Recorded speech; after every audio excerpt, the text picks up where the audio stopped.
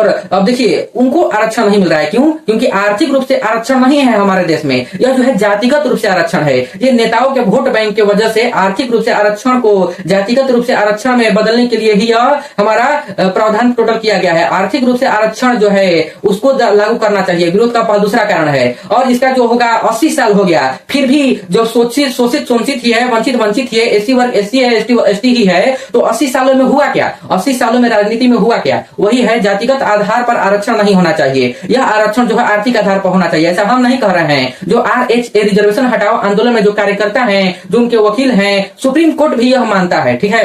अब देखिए supreme court यह कह रहा है हमारा कि जातिगत आधार पर जो आरक्षण है इसका मुख्य उद्देश्य किसी जाति विशेषकर को अधिकार देना नहीं है, बल्कि ऐतिहासिक सामाजिक असमानता को कम करना है और समान अवसर और सामाजिक न्याय को बराबर देना है। देखिए सुप्रीम कोर्ट हमारा अर्थात कि हमारा संविधान भी यह कहता है कि जातिगत आरक्षण मूल उद्देश्य किसी जाति विशेषकर को नहीं है, लेकिन फिर भी तुम जाति विशेषकर को ही उसमें आर्टिकल 15, 15(4), 16, 16(4), आर्टिकल 46 इसमें जाति आधार पर ही आरक्षण दिया गया है, न कि आर्थिक आधार पर। हाँ, EWS आपको बता रहे हैं, EWS इकोनॉमिक वीकर सेक्शन, इसमें भी आरक्षण दिया गया है 10%। किसको? सवर्ण समाज को। सवर्ण समाज को दिया गया है नहीं, यह दिया गया है आर्थिक रूप से कमजोर सवर्ण समाज को, न कि सभी सवर्ण समाज को। आर्थिक रूप से जो कमजोर होगा सवर्ण समाज, उसी को सिर्फ 10% आरक्षण को लाभ ले सकता है।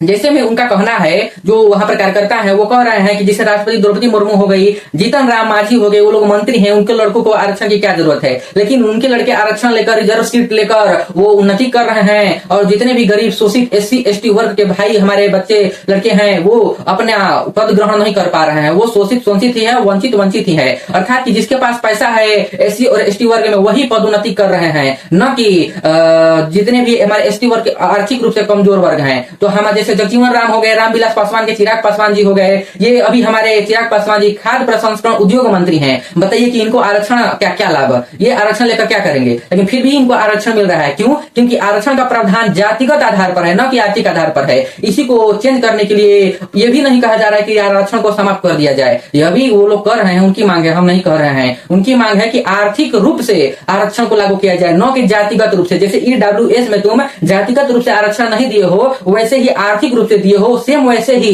जितने भी आर्टिकल 15(4), 15(5), 16(4), 16(4)A मतलब 16(4)A और 46 इन सबको संशोधित करके दोनों पक्षों को इक्वल करने के लिए इसको संशोधित करके एक नया संविधान को चेंज करके नया प्रावधान किया जाए। बाबा साहब भीमराव अंबेडकर ने सिर्फ 10 सालों के लिए आरक्षण को लागू किया था, और अभी तो 80 साल हो गए। 80 साल बहुत ज्यादा हो चुके हैं।